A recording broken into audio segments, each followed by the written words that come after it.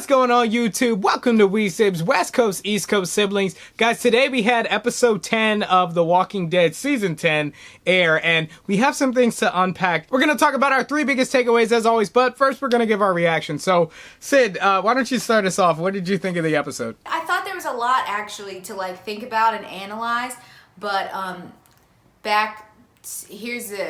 wait, hold on. I thought it was good. I liked it. I think there were a lot of things to unpack in it.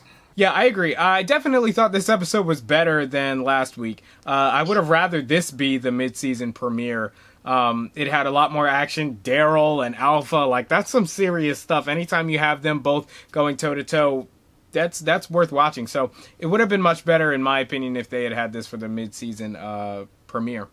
Actually, yeah, because it was almost like everything happened in the mid-season premiere, and then this episode was completely disjointed. We had different characters, except for Daryl and Alpha, I guess. But everyone else we hadn't seen yet in the mid-season. So without further ado, let's get into our first big takeaway, which is, guys, Gabriel is going through some sort of evolution in his character. He's more edgy for sure. He's got a bit of a bloodlust, but I kind of like it. What did you think? I don't know. For me, I've always been so hot and cold with Gabriel. Sometimes I think he's great. Other times I think he's not great. I think most of the time I think he's not great. But wow. Yeah, it's not that I don't like him. He's just not my favorite. I think the way he came off at the beginning when we first saw him in season 5, I just didn't trust him.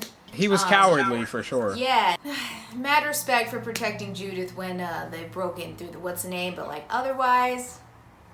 Yeah, but I think it's interesting, this character shift for Gabriel. I feel like he's power tripping a little bit. And I think you're right, the bloodlust thing is a little weird. Yeah, I think the bloodlust is coming. I really just think that he's fed up as a character. He's fed up with a lot of the crap that has been going on. He's tired of seeing people he loves be dead. He's tired of feeling uneasy, and I think now with Rick gone, he feels, and Michonne not being there right now to lead the way, he's feeling like he's got big shoes to fill, and so he's just not willing to take any chances. Also, you look at Rosita and the baby, and he's trying to protect them at the same time. He's being over aggressive. He's like, if you're coming at me, like he said, we're pulling teeth, we're chopping yeah, fingers, but you know what? But that is so shit. Rick. But that is so Rick, because Rick got to that point. He was not playing anymore. If he didn't even take a chance. Quick side note though, Rosita. I mean, several times in this episode, I thought she was gonna die. Be mindful, she is playing Selena in the new Netflix original series based on Selena. And so, keep an eye out. She may meet her end this season. She might meet her end, but I mean, I also think lots of actors do 2 shows at once, especially with things like Netflix, because the shooting schedule is different. So I don't know. I think that's one of those things, they could just have us by the throat the whole time and we won't know, will she survive this season? Will she not? So big takeaway number 2 is Gamma. She seems to have switched sides. What do we think about this? What do you think? So Gamma, I don't know. I don't know if we can really trust her. I don't think they've given us enough information and background of her to know where her allegiance lies. Not that we don't know a lot about her. We know she killed her sister. We know her history with Alpha and all that. But I don't think we really know her as a person. She has shown that she can waver, for sure. But as far as where she really stands, I can't even make the call. I think it's kind of weird. I think we've seen a lot of characters like Gamma who they're wishy-washy until they legit make a stand. And I think maybe attacking Beta was her stand, even though she failed at it. I don't know. And then she had that conversation with Judith, which side note, Michonne, what the heck? Why are you letting your child talk to prisoners? Horrible parenting. She's not there, but whoever's watching her needs to slap her. I'm not condoning child abuse. But no, back to Gamma. When she opened up to Judith and told Judith, that she grew up in Santa Monica and all this stuff, I think she was starting to tell the truth, but then it was almost like she shut down and was like, I don't want to talk about that anymore.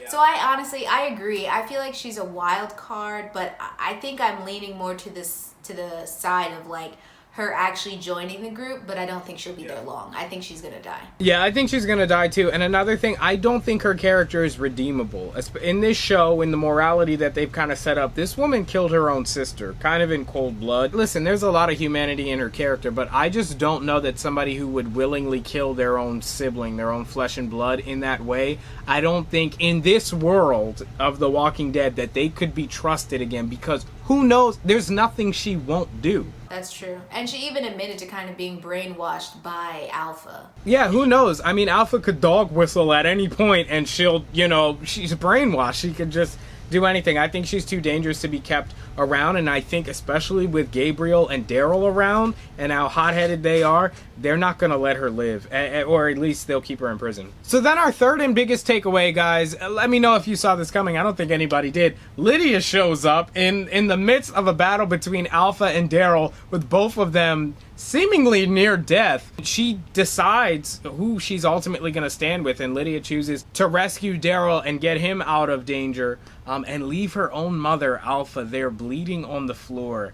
And as we saw at the end of the episode, Alpha then, she makes her decision. Lydia is dead to her. So how did you take that? That's a lot, honestly. I don't know how old Lydia is, but that's a grown behind decision to make. So like that is a lot, to leave your mom dying on the floor, this woman who's protected you, since the apocalypse started, and then choose someone else that you've not known as long.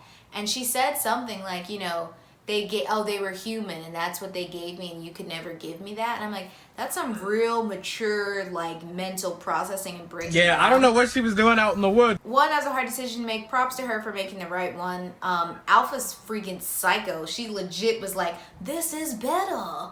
This is how I wanna be. I thought it was interesting because we saw a moment where Alpha was, I think, the most vulnerable we've ever seen her. Not just physically, but also the fact that she was ready to die and pass the torch on to her daughter. Despite everything that's happened in the last couple episodes of the last season, she was ultimately ready to pass that baton on to Lydia. And Lydia pretty much getting everything she ever wanted, the respect of her mother and all that.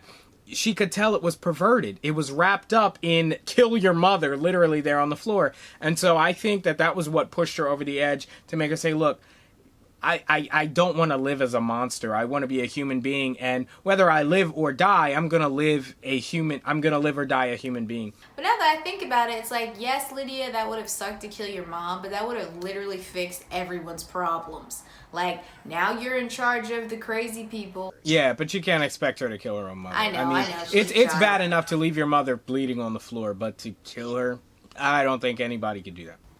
Anyway, you guys, that has been our review of Season 10, Episode 10 of The Walking Dead.